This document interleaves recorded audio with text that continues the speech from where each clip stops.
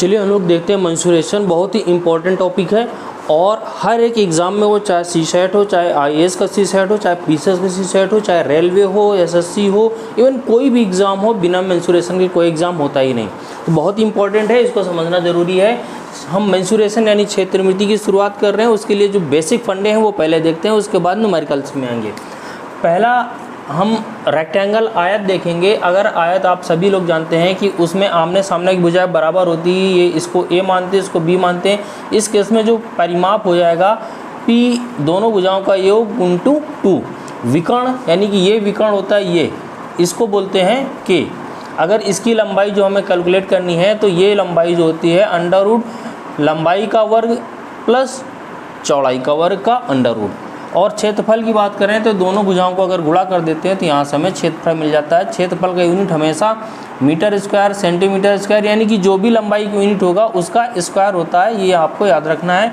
विकर्ण और परिमाप ये केवल जो यूनिट होता है वो चाहे मीटर हो, चाहे सेंटीमीटर हो, चाहे मिलीमीटर हो, केवल लंबाई में होता है, उसमें स्क्वायर नहीं होता है, ठीक है। सिमिलरली दूसरा जो होता है हमारा वर्ग में चारों भुजाएं बराबर होती है। ए अगर इसका परिमाप निकालते हैं तो किसी एक भुजा को उठा के 4 से गुणा कर देते हैं, परिमाप आ जाता है ये हमारा।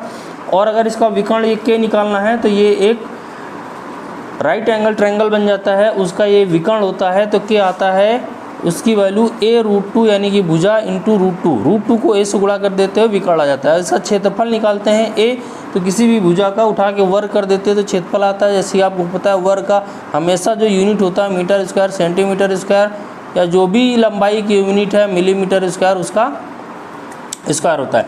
दूसरा, अगर विकर्ण के फॉर्म में क्षेत्रफल निकालना है तो क्षेत्रफल जो होता है विकर्ण का वर्ग बटे 2 आता है। यानी कि अगर आपको विकर्ण पता है, भुजा नहीं पता है वर्ग की, तो विकर्ण का वर्ग कर दो, उसको 2 से डिवाइड कर दो, आपको उसका क्षेत्रफल मिल जाएगा। तो ये सिंपल छोटी छोटी ट्रिक्स हैं जो आपको हमेशा दिमाग में रहनी चाहिए। अगर ये आपके दिमाग में रहेंगी तो आपको क्वेश्चन को बिना पेन उठाए सिर्फ देखते ही सॉल्व करने की क्षमता डेवलप हो जाएगी। चलिए मेंसुरेशन में हम लोग आज डिस्कस करते हैं सर्कल यानी कि वृत्त। बहुत ही इंपॉर्टेंट है, ध्यान से देखिएगा। एक कोई कंप्लीट सर्कल लेते हैं इस तरह से, यानी कि हमारी गाड़ी का जो पहिया होता है वो एक वृत्त होता है, वो इस तरह से बहुत सारे हमारे आसपास की दैनिक वस्तुएं जो होती हैं वो सर्कल फॉर्म में होती हैं। इसके बीच में इस O पॉइंट को बोलते हैं सेंटर, केंद्र, ठीक है। केंद्र से होती हुई कोई भी लाइन खींचेंगे, किसी भी डायरेक्शन में खींच दें, डायरेक्शन माने नहीं है, सिर्फ केंद्र से जानी चाहिए, उस लाइन को हम लोग बोलेंगे व्यास। और ये जो सर्कल है, ये जो पेरीमीटर है, इसको हम लोग परिधि बोलते हैं, परिधि। अगर हम केंद्र से होती हुई किसी लाइन को खींचें और केंद्र को ये O मान लें तो ये OA या OB दोनों लाइनें बराबर होंगी। OA और OB इसको हम लोग त्रिज्या बोलते हैं और ये हमारी R होती है। अगर त्रिज्या को दोगुना कर दें यानी कि व्यास की बात करें तो ये जो व्यास है ये 2 टाइम्स त्रिज्या होता है, यानी कि 2 से त्रिज्या को गुणा कर दें तो हमें व्यास मिल जाता है, या व्यास पता है उसको 2 से भाग दे देंगे तो त्रिज्या मिल जाएगी। अच्छा, अब परिधि की बात करें तो जो परिधि होती है वो 2πr होती है, या पाई × d बोले तो डायमीटर मतलब बोले तो ये व्यास जो होता है इसको d से आप रिप्रेजेंट कर सकते हैं। तो ये परिधि का फार्मूला, ये त्रिज्या का फार्मूला। और जब परिधि और त्रिज्या पता है तो एक इसका क्षेत्रफल निकालने के लिए जो पैरामीटर क्षेत्रफल जिसको हम बोलते हैं A = πr² हम लोग यूज़ करते हैं, ठीक है। हमेशा इसको याद रखिएगा। अगर ये r डायमीटर के फॉर्म में लिखना है तो इसको πd² भी लिख सकते हैं, ठीक है। तो ये क्षेत्रफल आपका रहता है। अब यहाँ पे अगर कंप्लीट सर्कल की बात करते हैं तो ये हम लोग इस तरह से यूज़ कर सकते हैं। अगर किसी सर्कल के फ्रैक्शन की बात करते हैं, जैसे ये हमारा सर्कल है और ये सेंटर है, हम इतने पार्ट की बात कर रहे हैं, ये O, ये A, ये B, ठीक है। और ये एंगल जो थीटा है तो हम इतने पार्ट में इंटरेस्टेड हैं, इस AB पार्ट में। तो अगर हमें AB की लंबाई निकालनी है, इस परिधि के इतने भाग की लंबाई निकालनी है तो कैसे निकालेंगे? बड़ा सिंपल है। टोटल परिधि की लंबाई होती है 2πr होती है, 2πr करेंगे और ये जो थीटा दिया है, जैसे 60 डिग्री दिया है तो 60 हो जाएगा, थीटा बटे 360। 360 क्यों होता है? क्योंकि जो कोणीय लंबाई होती है सर्कल की, यानी कि यहाँ से चलना शुरू करें घूम के फिर जब यहीं आ जाएंगे तो हम लोग पूरा 360 डिग्री घूम चुके होंगे, इसको बोलते हैं कोणीय लंबाई। तो पूरी जो कोणीय लंबाई होती है अगर उसकी जो परिधि होगी वो 2πr होगी। अगर हमें उसके पूरे के ना बजाय थीटा की लंबाई निकालनी है तो 2πr × θ/360 हो जाएगा। अगर इसी पार्ट का हमें एरिया निकालना है, एरिया क्षेत्रफल, तो इस पार्ट का जो क्षेत्रफल आएगा वो क्षेत्रफल पाई आर स्क्वायर थीटा अपान 360, यानी कि जो कंप्लीट क्षेत्रफल है इस फ्रैक्शन से मल्टीप्लाई कर देंगे तो ये क्षेत्रफल आ जाएगा। ठीक है ना, तो ये इंपॉर्टेंट है, आपको दिमाग में रखना है, तभी आगे क्वेश्चन सॉल्व होने। त्रिभुज की अगर बात करें तो त्रिभुज कई तरह से हो सकता है। ठीक है, हम अभी वो त्रिभुज पहले कंसिडर कर रहे हैं जिसकी कोई भी भुजा बराबर नहीं है, इन तीनों भुजाओं की लंबाइयाँ अलग अलग हैं। ठीक है, ये त्रिभुज है फर्स्ट जिसकी एक भुजा की लंबाई ए, दूसरी भुजा की लंबाई बी, तीसरी भुजा की लंबाई सी। ऐसा त्रिभुज है जिसकी तीन भुजाएं हैं, उनका अगर परिमाप निकालेंगे तो परिमाप तीनों भुजाओं का योगफल होता है, आपको बचपन से पता है।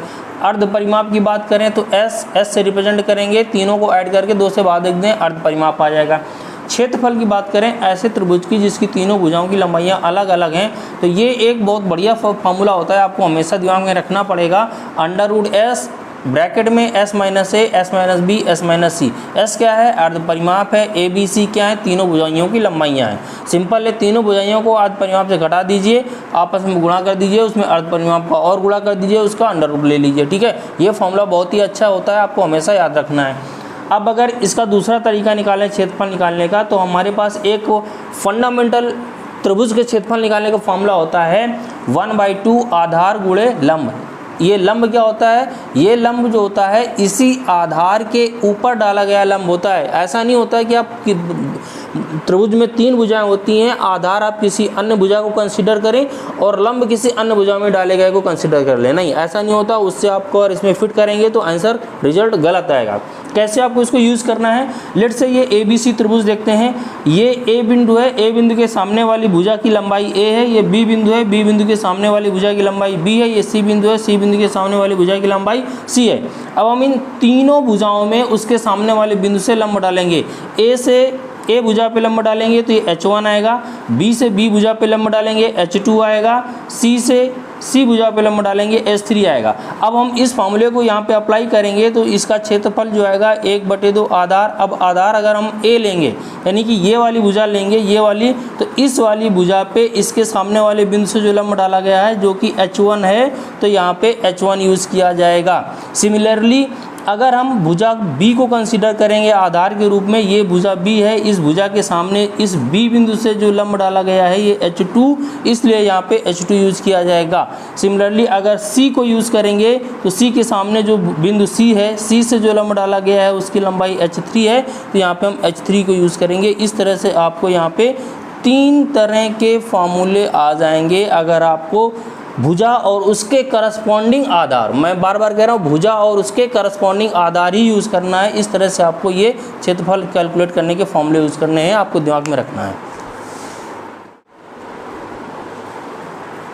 बात करते हैं समबाहु त्रिभुज की, बहुत ही इंपॉर्टेंट है, ध्यान से समझिएगा, बिल्कुल डिस्कस करेंगे, समझ में आएगा। समबाहु त्रिभुज यानी कि इक्विलैटरल ट्रायंगल जिसमें सभी भुजाएं बराबर होती है। ठीक है, सभी भुजाएं बराबर होती है तो ऑब्वियसली तीनों भुजाएं बराबर है तो तीनों कोण भी बराबर होते हैं, यानी कि ABC तीनों कोणों की जो माप होगी 60 डिग्री होगी। इस तरह से अगर तीनों कोणों का जो सम होता है 180 डिग्री होता है। कोई भी त्रिभुज हो, यहाँ तो समबाहु त्रिभुज की बात कर रहे हैं, समबाहु त्रिभुज ना भी हो तब भी त्रिभुज के तीनों कोणों का योग हमेशा 180 डिग्री होता है। आपको हमेशा रट के रखना है, कभी इस बात को भूलना ही नहीं है। ओके, अगर समबाहु त्रिभुज इसके परिमाप की बात करेंगे तो एक भुजा कोई उठा लो, उसको 3 से गुणा कर दो, परिमाप आ जाएगा। ठीक है, क्षेत्रफल की बात करेंगे तो क्षेत्रफल बहुत ही सिंपल इंटरेस्टिंग फार्मूला, √3/4 इंटू भुजा का वर्ग करेंगे, यानी कि इस तरह से √3/4 A², ये इसके क्षेत्रफल का फॉर्मूला होता है। आपको रट लेना, हमेशा याद रखना है। ठीक है,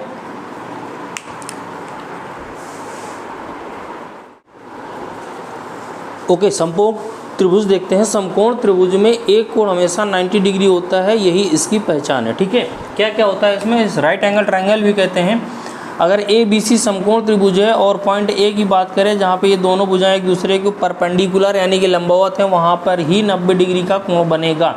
तो कोण A यानी कि 90 डिग्री, तो बाकी जो बचे कोण होंगे B और C, उन दोनों का योग भी 90 डिग्री होगा, क्योंकि त्रिभुज के तीनों कोणों का योग 180 होता है। 180 में 90 तो हट ही गया, क्योंकि एक कोण अकेले 90 था, बाकी दोनों बचे कोण 90 डिग्री।